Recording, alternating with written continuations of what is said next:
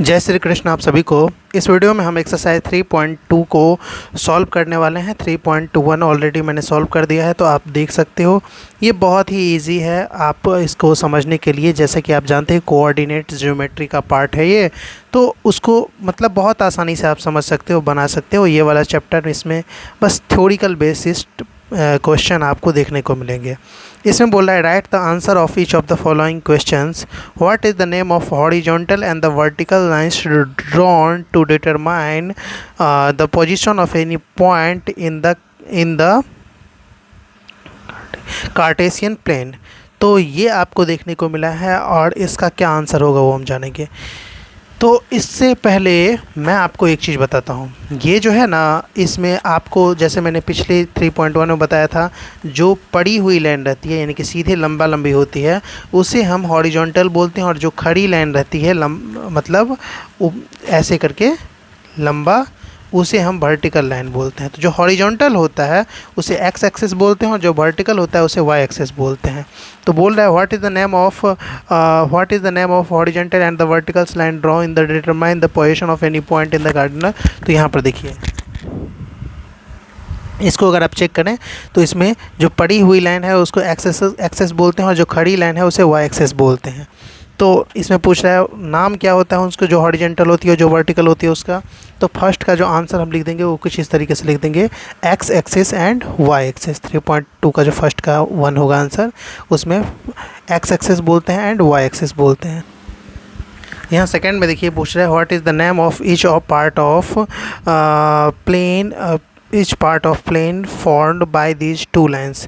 दो लाइन के चारों पार्ट जो होते हैं उसका नाम क्या क्या होता है। तो पार्ट कौन कौन से होते हैं वो पहले देख लीजिए। पहले तो आप देख लीजिए, ये जो पार्ट्स होते हैं फर्स्ट सेकंड थर्ड फोर्थ, इसे क्वाड्रेंट बोलते हैं। ये एंटी क्लॉकवाइज चले जाएगा। जैसे क्लॉक ऐसे चलता है ना, 1 के बाद ऐसे चलता है ना, लेकिन ये चलेगा एंटी क्लॉकवाइज। 1 के बाद इधर 2, इधर 3, इधर 4। 1 जो फर्स्ट जो क्वाड्रेंट होगा वो प्लस प्लस होगा, second quadrant minus plus, third quadrant minus minus और फोर्थ क्वाड्रेंट प्लस माइनस होगा। यानी कि एंटी क्लॉकवाइज चलेगा, प्लस प्लस से स्टार्ट होगा और प्लस माइनस तक आएगा। प्लस प्लस फर्स्ट जो पहले प्लस प्लस रहेगा, उसके बाद जो साइन चेंज होगा, जो फर्स्ट वाला प्लस था उसका साइन चेंज होगा, और फिर दोनों प्लस का साइन चेंज हो जाएगा, और लास्ट में क्या होगा, लास्ट वाला प्लस का साइन चेंज होगा। इस तरीके से आप ध्यान में रख सकते हैं इसे। आंसर के रूप में कुछ इस तरीके से इसे क्वाड्रेंट्स लिख सकते हो आप। थर्ड क्वेश्चन है what is the name of the point where these two lines intersect. जहाँ पर ये दोनों लाइन एक दूसरे को इंटरसेक्ट करते हैं उस पॉइंट को हम क्या बोलते हैं। तो देखिए, इस वाले पॉइंट की बात हो रही है जहाँ पर ये हॉरिजॉन्टल लाइन या वर्टिकल लाइन, हॉरिजॉन्टल लाइन और वर्टिकल लाइन या फिर एक्स एक्सेस या वाई एक्सेस जहाँ पर एक दूसरे को कट करते हैं, ये वाला जो पॉइंट होता है इसको हम क्या बोलते हैं। तो इस वाले पॉइंट को हम बोलते हैं ऑरिजिन पॉइंट। क्या बोलते हैं? Origin point. तो फर्स्ट का जो थर्ड हो जाएगा वो आप लिख देना इस तरीके से, सिंपल।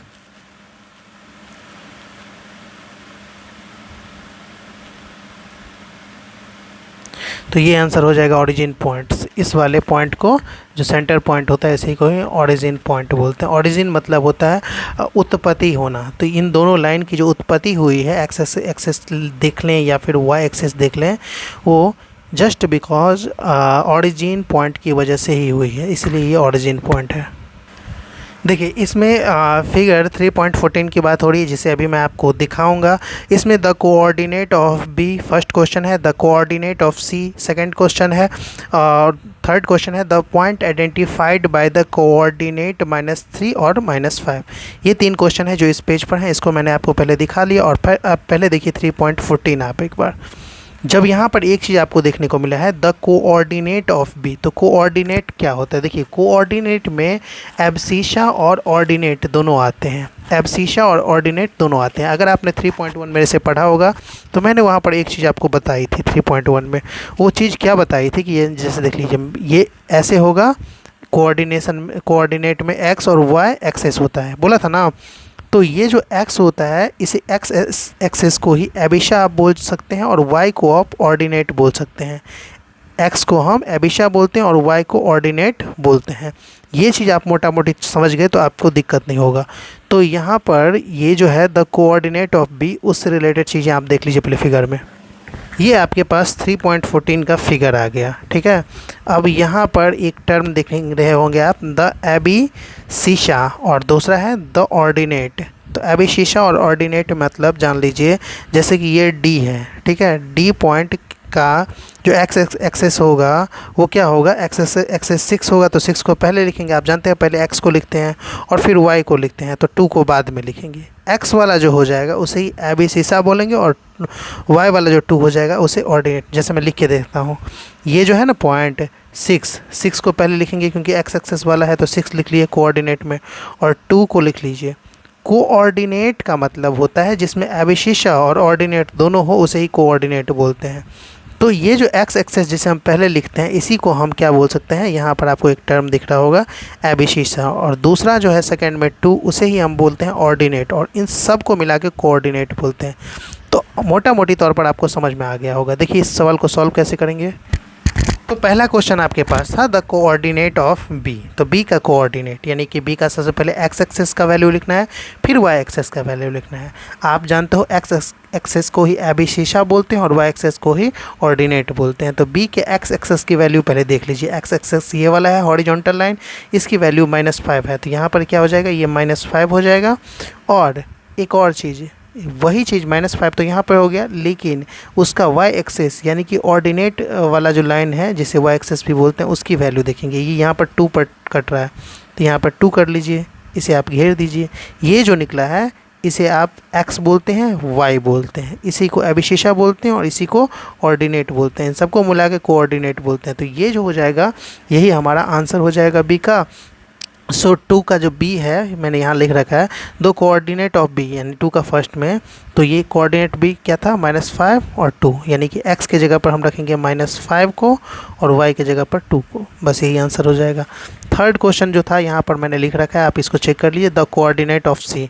तो कोऑर्डिनेट ऑफ c हम ढूंढेंगे। c में x एक्सेस पे क्या है अपने पास, 5 है, तो पहले 5 को रखेंगे, फिर कॉमा देंगे। y एक्सेस पे -5 है, तो -5 को रखेंगे। और एक और बार मैं रिवाइज करवा देता हूँ, ये जो x एक्सेस की वैल्यू होती है उसी को एबसिस्सा बोलते हैं और y एक्सेस की वैल्यू को ऑर्डिनेट बोलते हैं, दोनों को मिला के कोऑर्डिनेट बोलते हैं। समझ में आ गया होगा। और x एक्सेस जो होता है उसे हॉरिजॉन्टल लाइन बोलते हैं और y एक्सेस को हम वर्टिकल लाइन बोलते हैं। तो इसका आंसर 5 और -5 इस तरीके से कुछ लिख लेंगे। देखिए यहाँ पे लिख लेना है 5 -5।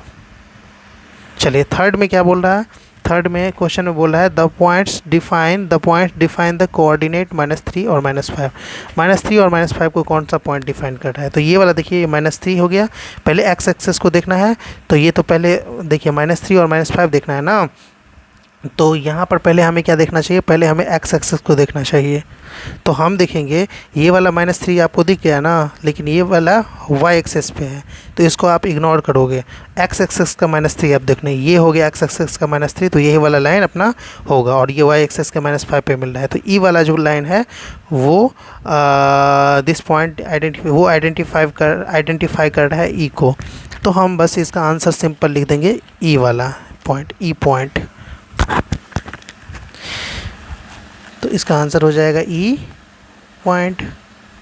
चलिए नेक्स्ट क्या है, इसमें देख लीजिए the point identified by the coordinates 2 और -4 है। तो 2 और -4 को x एक्सेस पे हमें 2 ढूंढना है, x एक्सेस या एबसिस्सा में हमें 2 ढूंढना है। तो 2 ढूंढ लेते हैं, और 2 और -4 था ना, 2 है मिल गया, तो -4 भी यहाँ पर मिल जाएगा। तो ये कौन सा पॉइंट है, तो ये जी पॉइंट है। आंसर में आपको सिंपल इसका जी पॉइंट लिख लेना है।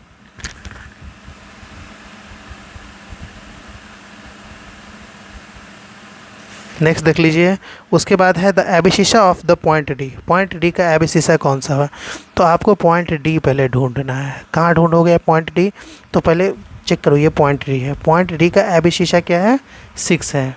सिंपल एबसिस्सा यानी कि x एक्सेस, और x एक्सेस क्या है, 6 है, तो इसका हम लिख देंगे सीधा आंसर 6। चलिए उसके बाद है the ordinate of the point h। Point h का हमें ऑर्डिनेट मतलब होता है y एक्सेस की वैल्यू, तो h का हमें y एक्सेस की वैल्यू लिखना है। तो y एक्सेस की वैल्यू -3 है, सो हम नेक्स्ट में लिख देंगे 6 वाले क्वेश्चन में जो आंसर हो जाएगा h की -3 है ना। The point of the ordinate of the point H. तो पॉइंट एच में वाई की एक्सेस की वैल्यू देंगे तो हाँ -3, तो ये हो जाएगा -3। उसके बाद है आपके पास the coordinate of the point L. Coordinate पूछ रहा है, यानी कि दोनों पूछ रहा है, जिसमें आपको एबिसिशा भी बताना है और ऑर्डिनेट भी बताना है। एबिसिशा और ऑर्डिनेट दोनों बताना है कोऑर्डिनेट में। So coordinate of the point L का कोऑर्डिनेट ढूंढना है। तो पहले इसमें एल हम ढूंढेंगे। एल अपने पास देखेंगे कहाँ पर मिलता है, तो यहाँ पर अगर आप देखो तो L जो है वो आपको यहाँ पर मिलेगा, ठीक है। The coordinate of the point L यहाँ पर मिल रहा है, और L का कोऑर्डिनेट क्या है समझिए। तो L का कोऑर्डिनेट, L पॉइंट अगर यहाँ पर है तो L का कोऑर्डिनेट भी, तो L पॉइंट आपको यहाँ पर देखने को मिल रहा है। तो L पॉइंट अगर आपको यहाँ पर देखने को मिल रहा है तो यहाँ पर एक चीज़ आप देखिएगा, y एक्सेस को या फिर ऑर्डिनेट वाला जो एक्सेस है उसमें अगर आप देखोगे तो L वाला 0.5 पे है, लेकिन x वाला एक्सेस पे ये कहाँ दिख रहा है, x वाला एक्सेस पे ये कहीं से गया नहीं है। तो ये समझ लीजिएगा 0 से ही गया है, कोई लाइन नहीं बना है। तो x एक्सेस का इसका 0 हो जाएगा। तो coordinate of the point L जो हो जाएगा वो x एक्सेस वाला वैल्यू 0 रखिएगा और y एक्सेस वाला वैल्यू 5 रखिएगा। तो नेक्स्ट ये जो क्वेश्चन है इसका आंसर हो जाएगा 0 और 5।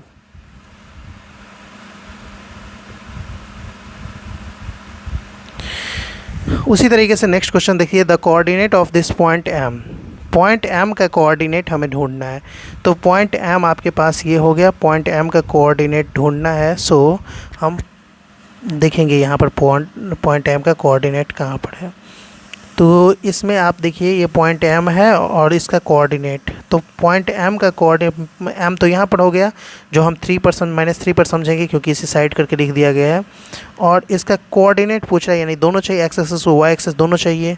M का जो x एक्सेस की वैल्यू होगी वो -3 होगी, और y एक्सेस की वैल्यू जो उसकी होगी वो 0 होगी। जो जहाँ पर नहीं है तो आप सिंपल 0 दे दोगे। नहीं, M की हाँ एक्सेस की वैल्यू -3 और y एक्सेस की वैल्यू 0 कर देना है आपको।